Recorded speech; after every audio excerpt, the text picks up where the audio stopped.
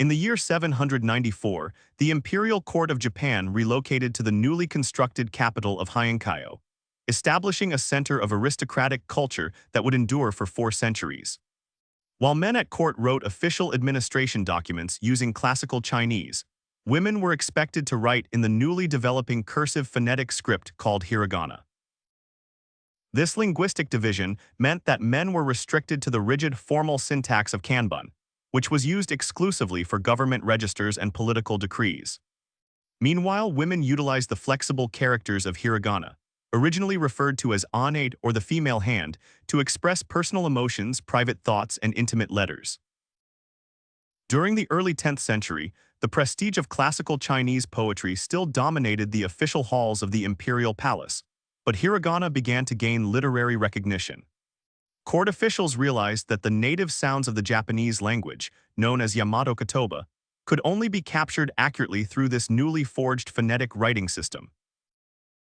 In the year 905, Emperor Daigo commissioned the Kakin Wakashu, the first imperial anthology of Japanese poetry, which was compiled primarily in the hiragana script. This monumental project elevated the status of the native vernacular, proving that domestic Japanese verse could rival the traditional prestige of Chinese poetry within the highest levels of the imperial court. The official compiler of the Kakin Wakashu, a nobleman named Kainotsu Ryuki, took the unusual step of writing his famous Tosa Nikki in the year 935. To write this diary in the native Japanese vernacular, he adopted the persona of a female narrator, showing that hiragana allowed for a depth of personal sentiment impossible in formal Chinese. By the late 10th century, the powerful Fujiwara clan established a strategy of marrying their daughters to the reigning emperors to secure their position as imperial regents. These Fujiwara regents, particularly the ambitious statesman Fujiwara no Michinaga, realized that attracting the best scholars to their daughters' courts would enhance their political prestige. As a direct result of this political rivalry, the private chambers of Heian empresses transformed into highly competitive cultural salons filled with talented ladies-in-waiting. These highly educated women, recruited from the middle-ranking aristocracy, spent their days behind silk-hanging screens, writing diaries, poetry, and stories to entertain the imperial court. Among the first of these major literary salons was established by Empress Teishi, who married Emperor Akijo in the year 990. Empress Teishi was known for her quick wit and appreciation of art, creating an atmosphere that welcomed intellectual play, literary games, and sophisticated poetic exchanges among her female attendants. In the year 993, a brilliant woman named Sei Shonagon entered the service of Empress Teishi as a lady-in-waiting, quickly establishing herself as a leading figure in the salon. Sei Shonagon possessed an incredibly sharp intellect and a deep familiarity with both classical Chinese literature and Japanese waka poetry, which she used to dazzle and challenge the members of the imperial court. Sei Shonagon began recording her observations of court life on precious sheets of paper, a collection of writings that eventually became known as Makura no Soshi, or the Pillow Book.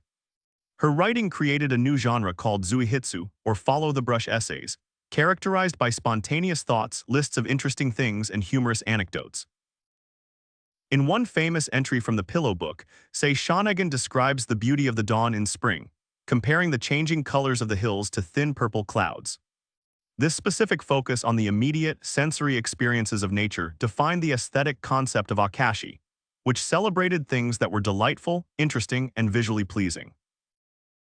Sei Shonagon frequently recorded her interactions with high-ranking noblemen, such as the Chancellor Fujiwara no Korchika, demonstrating her ability to outwit men in literary duels. When challenged with obscure Chinese poetic allusions, she would reply instantly with Japanese waka verses, proving the intellectual equality of women in the imperial palace. A legendary demonstration of Sei Shonagon's quick thinking occurred when Empress Teishi asked her attendants about the snow on Mount Xianglu, a famous mountain in China. Without speaking a word, Shonagon walked to the sliding screen window and pushed up the lattice blinds, referencing a classical Chinese poem by Bai Juyi about viewing snow. While Sei Shonagon's writings often depicted a world of refined elegance, the political reality surrounding Empress Teishi was shifting dramatically. In the year 995, Teishi's father, the powerful regent Fujiwara no Michitaka, died unexpectedly, leaving his family vulnerable to the political maneuvers of his ambitious younger brother, Fujiwara no Michinaga. Fujiwara no Michinaga quickly seized control of the imperial court, exiling Teishi's brother Korchika and stripping the empress's family of their official administrative power. Despite these political disasters, Empress Teishi's salon remained a sanctuary of literary creation, where Sei Shonagon continued to write humorous lists and poetic observations to distract her mistress. The political pressure culminated in the year 1000 when Empress Teishi passed away during childbirth, leaving the imperial court under the absolute influence of Michinaga. Sei Shonagon eventually left the palace, and although details of her later life are scarce, her completed manuscript of the Pillow Book survived through handwritten copies. To cement his dominance, Fujiwara no Michinaga installed his own 12-year-old daughter, Fujiwara no Shoshi, as a second empress to Emperor Akijo in the year 1000. Realizing that Shoshi's court needed to match the intellectual brilliance of Teishi's former salon, Michinaga actively sought out the most talented female writers of the era. Around the year 1005, a widow named Murasaki Shikibu was invited to serve Empress Shoshi in the imperial palace, due to her reputation as a writer. Murasaki Shikibu was the daughter of a minor court official, Fujiwara no Tamatoki, who had allowed her to study classical Chinese alongside her brother, a rare privilege for women. Murasaki Shikibu recorded in her personal diary, the Murasaki Shikibu Nikki, how she hid her knowledge of Chinese to avoid the resentment of other ladies-in-waiting. Because classical Chinese was considered a male domain, a woman who read Chinese characters was often viewed with suspicion and accused of being overly intellectual. At the request of Empress Shoshi, Murasaki Shikibu secretly tutored the young empress in the poems of Bai Jui, a popular Chinese Tang dynasty poet. They met in quiet rooms away from the public gaze, using Chinese texts to discuss politics, history, and statecraft, bypassing the traditional restrictions placed on imperial women. During her service, Murasaki Shikibu continued writing her massive literary masterpiece, Genji Monogatari or the Tale of Genji, which she had begun before entering the court. The novel spans 54 chapters and follows the life and complex relationships of Hikaru Genji, the handsome son of an emperor, and his descendants. To support Murasaki's writing process, Fujiwara no Michinaga personally supplied her with rare, high-quality paper, fine brushes, and premium ink, which were highly expensive luxury items in Heian, Japan. Michinaga recognized that a popular story about imperial romance would draw influential noblemen to Shoshi's court, successfully keeping the emperor engaged with his young daughter's cultural salon. According to the Murasaki Shikibu Nikki, Michinaga was so eager to read the latest chapters of the Tale of Genji that he would enter her quarters and steal draft pages from her desk. These stolen pages were quickly copied and circulated among the court nobles, who eagerly discussed the fictional characters as if they were real people. The Tale of Genji introduced a revolutionary level of psychological depth, moving beyond the simple folk tales or monogatari that had previously dominated early Japanese literature. Murasaki Shikibu examined the emotional consequences of political marriages, imperial rivalries, and the tragic isolation experienced by women confined behind the walls of the palace. One of the most complex characters in the novel is Lady Rokujo, a refined noblewoman who becomes consumed by jealousy over Genji's shifting affections. Her suppressed anger manifests as an Ikario, or living spirit, which attacks and kills Genji's pregnant wife, Lady Ai, reflecting the hidden psychological torment of Heian court women. Murasaki Shikibu also introduced the aesthetic concept of mono no aware, which translates to the beautiful, melancholic awareness of the impermanence of all things. This theme of gentle sadness permeates the entire story of Genji, reflecting the Buddhist belief in the transience of life that was central to Heian aristocratic culture. The intense rivalry between the two salons of Empress Teishi and Empress Shoshi is documented in the diary of Murasaki Shikibu, where she criticizes Sei Shonagon. Murasaki described Shonagon as a conceited woman who filled her writings with Chinese characters to appear learned, which Murasaki claimed would ultimately lead to her ruin. While Sei Shonagon and Murasaki Shikibu are the most famous, another brilliant woman named Izumi Shikibu served in Empress Shoshi's salon around the year 1008. Izumi Shikibu was celebrated as the greatest poet of her generation, composing passionate waka verses that shocked the court with their emotional honesty and sensual descriptions. Izumi Shikibu became famous for her scandalous love affairs with two imperial brothers, Prince Tamataka and Prince Atsumichi, which she detailed in her work, the Izumi Shikibu Nikki. Her diary combines prose and poetry to recount her forbidden romance with Prince Atsumichi, demonstrating how Heian women used literature to navigate complex personal relationships. The emotional intensity of Izumi Shikibu's poetry is illustrated in her waka compiled in the Goshui Wakashu, an imperial anthology completed in the year 1086. Her poems frequently explore the theme of longing, using physical images like the morning dew or the flight of fireflies to represent the fleeting nature of romantic passion. Before Murasaki and Shonagon wrote their famous masterpieces, another court woman known as Michitsuna's mother wrote the pioneering Kajero Nikki, also translated as the Gossamer Years, between the years 954 and 974. This historical work is recognized as one of the earliest examples of the classical Japanese diary genre, detailing the author's deeply unhappy marriage to the powerful regent Fujiwara no Kane. In the Kajero Nikki, Michitsuna's mother shattered the romantic illusions of Heian courtship, presenting a raw and painful look at the reality of polygamous marriage. She described the long nights waiting for a husband who rarely visited, establishing a precedent of domestic realism that would influence later writers like Murasaki Shikibu. Another major work of this era is the Sarashina Nikki, written by the daughter of Sugawara no Takasu in the mid-11th century. This diary spans 40 years of the author's life, starting with her childhood in the distant provinces and her deep obsession with reading romantic tales like the Tale of Genji. The author of the Sarashina Nikki describes her journey along the Takedo Road in the year 1020, traveling from Shimosa province to the capital of Heian. Her vivid descriptions of Mount Fuji and the rugged eastern wilderness provide historians with invaluable geographical and social details of 11th century Japan outside the court. As these diaries and novels circulated, they created a shared cultural language among the Heian aristocracy, transforming how the court viewed romance, grief, and beauty.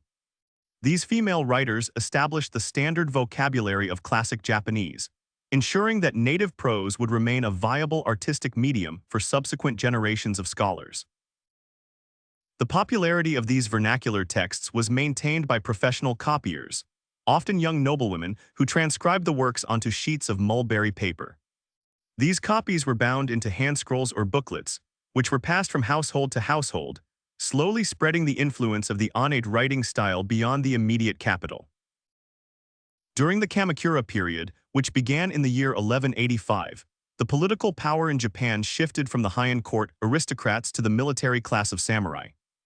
Despite this radical change, the warrior leaders of the Kamakura shogunate continued to study the Heian literary classics to acquire cultural legitimacy and artistic prestige. In the year 1205, the poet Fujiwara no Taika compiled the Shin-Kaken Wakashu, which heavily referenced the poetic styles and themes established by Heian women. Taika recognized that the emotional depth of writers like Izumi Shikibu and Murasaki Shikibu represented the peak of Japanese artistic expression, preserving their waka in imperial records. The Tale of Genji also inspired visual artists, leading to the creation of the Genji Monogatari Emaki, a set of illustrated handscrolls painted in the 12th century. These scrolls utilized the tsukuri, or manufactured painting technique, where thick mineral pigments were layered over ink outlines to depict the emotional scenes of the novel. These classical scrolls also popularized the specific Japanese artistic convention of fukinuki yadai, literally meaning blown-away roof, which allowed viewers to look directly inside Heian palace chambers from an overhead angle. By removing the wooden ceilings of the buildings, artists could visually show the characters interacting behind their silk screens, beautifully mirroring the intimate, interior perspective of Murasaki's prose. During the Muromachi period, which lasted from 1336 to 1573, Zen Buddhist monks at the major temples of Kyoto studied these court classics. These monks recognized that the theme of impermanence, or mujo, in the writings of Heian women aligned closely with Zen teachings, integrating court aesthetics into medieval warrior culture. The stories of Heian women writers also became a major source of inspiration for the developing art of no theater, founded by Kanami and Zimi in the 14th century. Famous no plays, such as Sekidara Kamachi and Ai no Yu, directly adapted the poems and characters of Ono no Kamachi and Lady Rokujo for the stage. During the Sengoku period, or Warring States era, which began in the mid-15th century, the original manuscripts of these women writers were threatened by constant warfare. Scholars risked their lives to carry precious copies of the Tale of Genji and the Pillow Book out of the burning capital of Kyoto to safe provinces. With the establishment of the Tokugawa shogunate in the year 1603, the printing press revolutionized how these Heian masterpieces were read by the general public. For the first time, woodblock printed editions of the Tale of Genji and the Pillow Book were sold in the bookstores of Kyoto, Osaka, and Edo. These printed editions were often accompanied by illustrations that made the complex Heian court customs accessible to the rising urban merchant class of the Edo period. Merchant daughters studied the writings of Murasaki Shikibu and Sei Shonagon not only as literature, but also as manuals for elegant behavior and proper letter writing. In the late 17th century, the popular novelist Ihara Seikaku wrote parodies of Heian court literature, such as The Life of an Amorous Man in 1682. Seikaku adapted the refined adventures of Hikaru Genji into the bustling, commercial world of the Edo pleasure quarters, showing the lasting influence of Murasaki's narrative structure. During the 18th century, Kokugaku or nativist studies, led by the scholar Matori Norinaga, reevaluated the literary value of Heian women's writings. Norinaga argued that the Tale of Genji was the supreme expression of Mono no Aware, positioning it as the foundation of authentic Japanese culture, free from foreign Chinese influence. During the Meiji Restoration, which began in the year 1868, Japan underwent rapid modernization and westernization, causing some scholars to reject traditional domestic literature. However, the writer Yasano Akiko recognized the genius of the Heian classics and translated the Tale of Genji into modern Japanese in the early 20th century.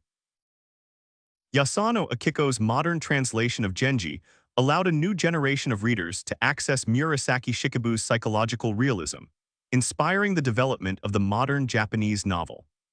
Writers of the Meiji and Taisho eras began to combine the vernacular language of these classic texts with Western literary techniques to create a new style.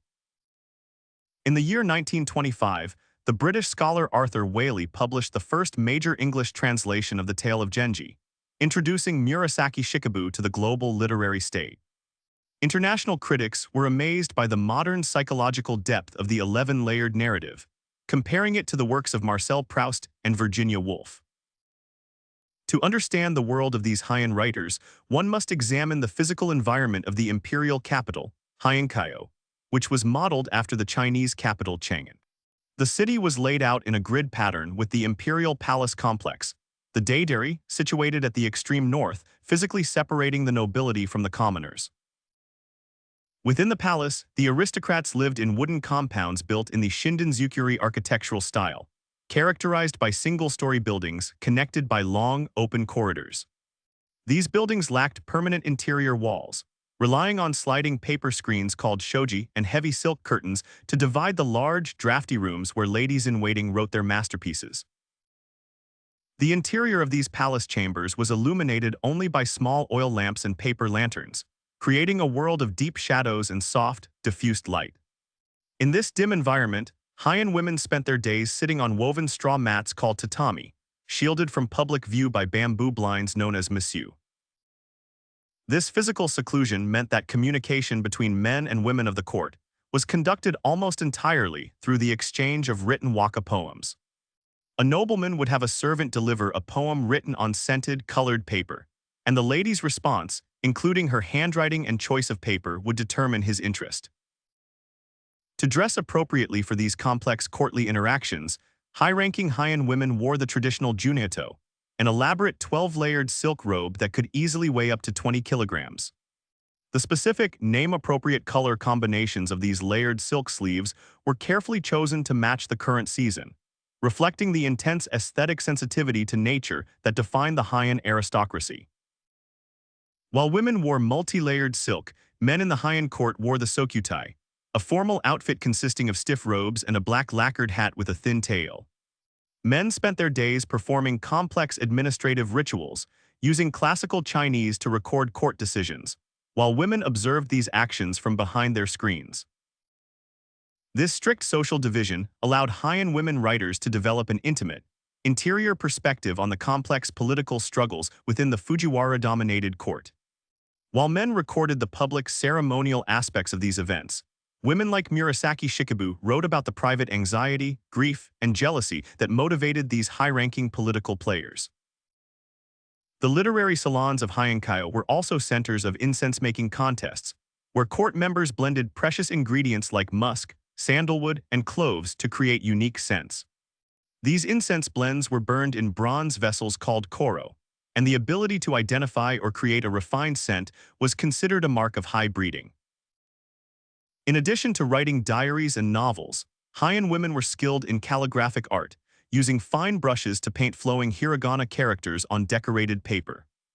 This calligraphy, known as onade, was characterized by its elegant cursive brushstrokes, which were often integrated with ink drawings of pine trees, flowing water, or autumn leaves. The cultural importance of poetry in this society is shown by the Kokken Wakashu, which contains over 1,000 waka poems divided into thematic books. These poems, written by both men and women, establish the specific imagery of the seasons, such as cherry blossoms for spring and red maple leaves for autumn. One of the most famous early female poets was Ono no Kamachi, who lived during the 9th century and was known for her extraordinary beauty and tragic poems. Her verses, included in the Kokken Wakashu, express the pain of love and the transience of beauty, using metaphors of fading flowers to represent aging. Ono no Kamachi's legendary life later inspired the development of no plays, which depicted her as an old woman reflecting on her lost youth and beauty. These plays, performed in the medieval period, kept her poetic legacy alive, proving the enduring influence of Heian women writers on subsequent generations of Japanese dramatists. Another important early writer was Issei, a court lady who lived in the late 9th and early 10th centuries and was a prominent waka poet. Her poems, compiled in the personal collection Issei Shu, are famous for their emotional intensity and clever wordplay, which helped establish waka as a major literary form at court. The Diary of Izumi Shikibu, the Izumi Shikibu Nikki, contains over 100 waka poems that trace the development of her romance with Prince Atsumichi.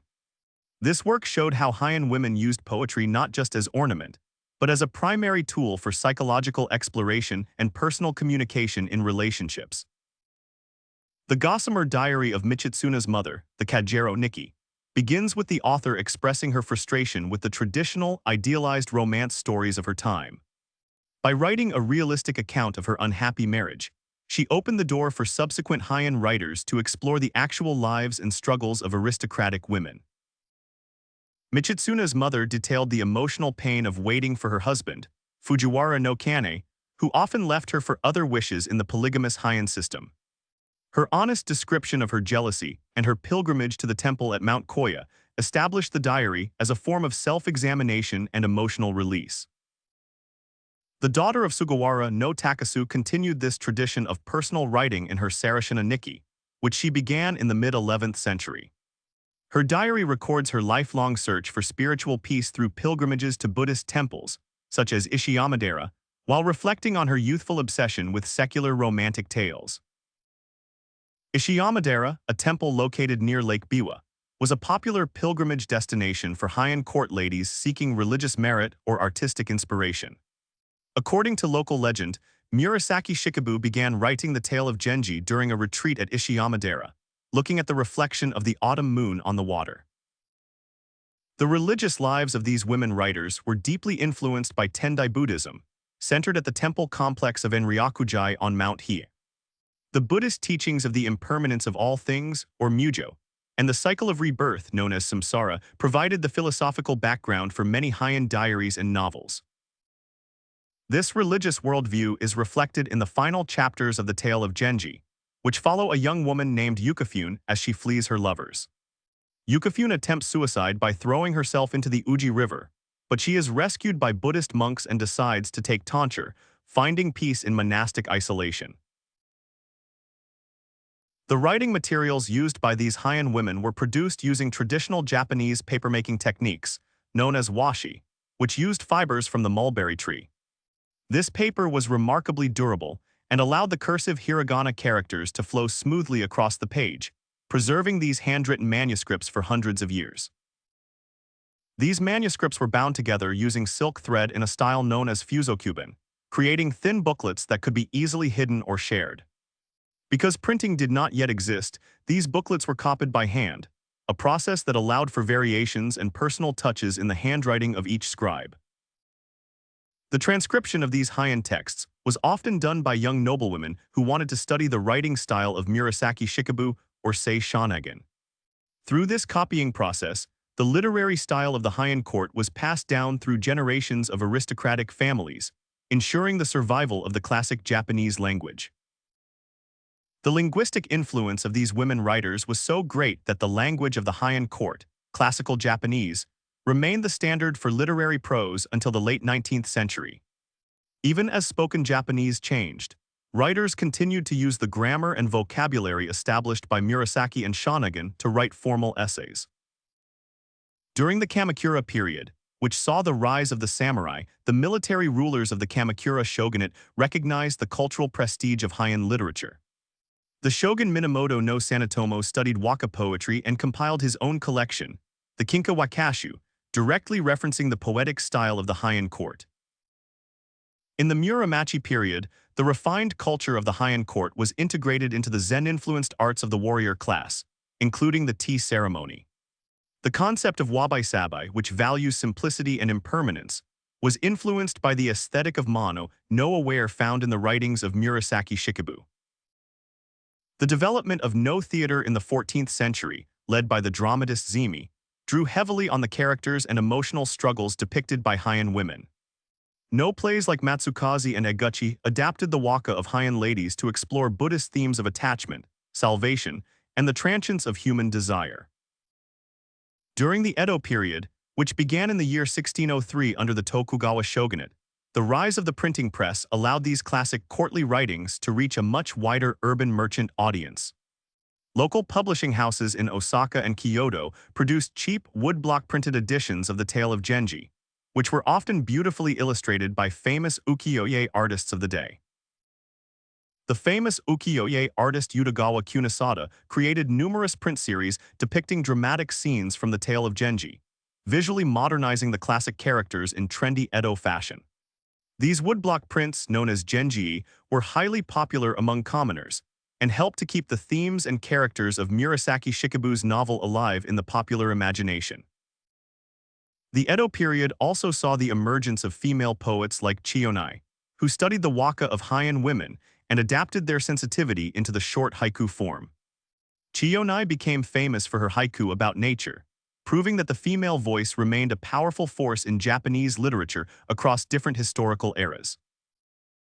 During the 18th century, the nativist scholar Matori Norinaga wrote a detailed commentary on the Tale of Genji titled Genji Monogatari, Tama no Agashi.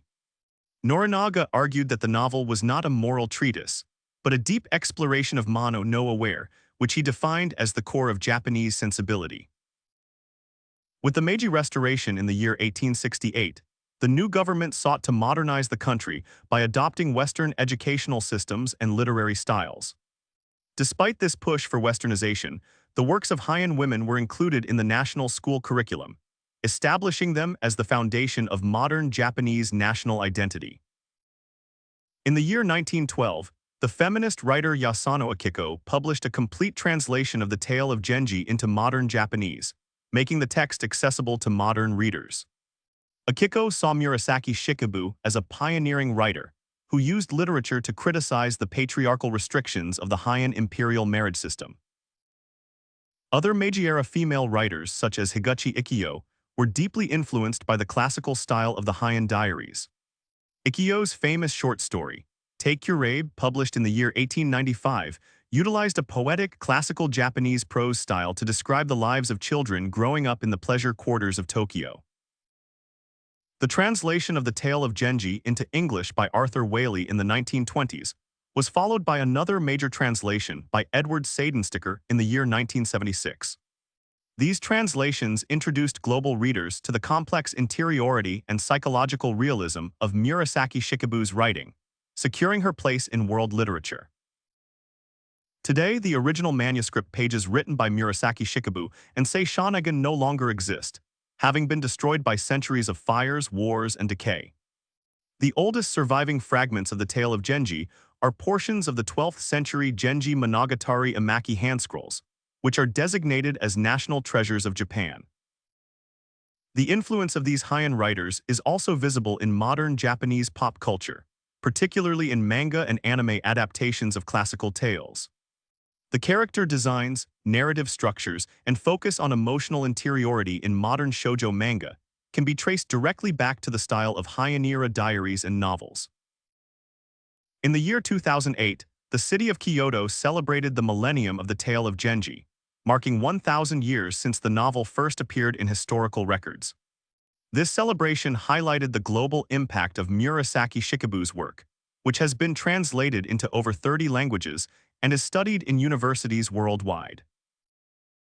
The rich, historic legacy of these Heian women writers is also carefully preserved in the permanent museum displays of the Kyoto Imperial Palace and the Itsukushima Shrine.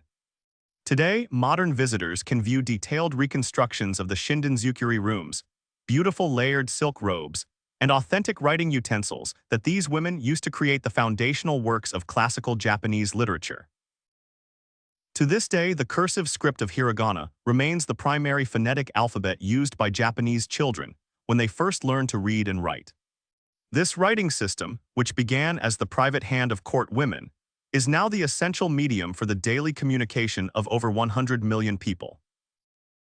The development of hiragana not only enabled the creation of literature, but also democratized written communication, allowing women of lower social ranks to write letters and record household expenses. In the centuries following the Heian period, rural merchant families and townspeople used this cursive script to manage local businesses and trade networks. Modern linguists trace the historic evolution of standard modern Japanese directly back to the unique grammatical structures and extensive vocabulary developed by Heian court ladies-in-waiting in the 10th century. By prioritizing the native sounds of Yamato Kotoba over rigid classical Chinese grammatical rules, these creative women permanently shaped the spoken and written rhythm of contemporary Japanese conversation. The specific, elegant style of waka poetry composed by court women, focusing deeply on themes of longing and physical separation, became the enduring emotional template for Japanese romantic expression. Later generations of poets, including the famous 17th-century haiku master Matsuo Basho, drew significant inspiration from the aesthetic of sadness established by these early Heian court writers. In the year 2000, the Japanese government officially issued a commemorative 2,000 yen banknote featuring an illustrated scene from the Tale of Genji, alongside a portrait of Murasaki Shikibu on the back. This official national recognition celebrated her immense literary legacy, placing her recognizable likeness directly on paper currency distributed to millions of citizens across the country. The Tale of Genji remains a core text in modern Japanese secondary education, with students analyzing its complex Heian-era grammar and poetic vocabulary. Through these national curricula, the voices of Heian women writers continue to be read by every Japanese student, maintaining a direct connection to their medieval literary roots. In the Kyoto Municipal Archives, modern researchers continue to carefully study medieval transcripts of Heian diaries, searching for clues about the lives of lesser-known women writers of the era. These ongoing research efforts reveal a vast network of female literacy that extended far beyond the immediate circle of the imperial family and the ruling Fujiwara clan.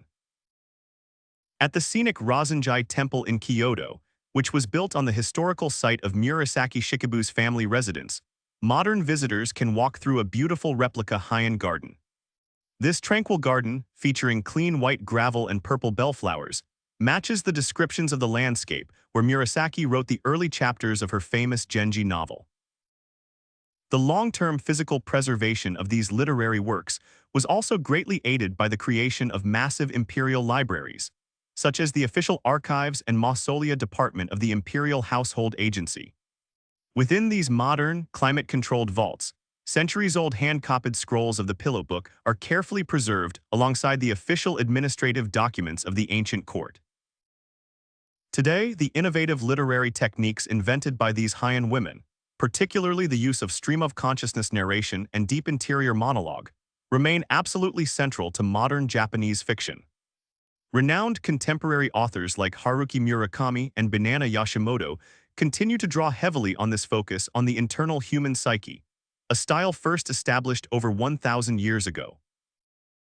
In a quiet room within the Kyoto National Museum, a single calligraphy brush made of animal hair and bamboo rests on a dark stone ink stone. Beside it lies a faded sheet of mulberry paper, its flowing ink brushstrokes of hiragana preserving the voice of a courtwoman from the year 1000.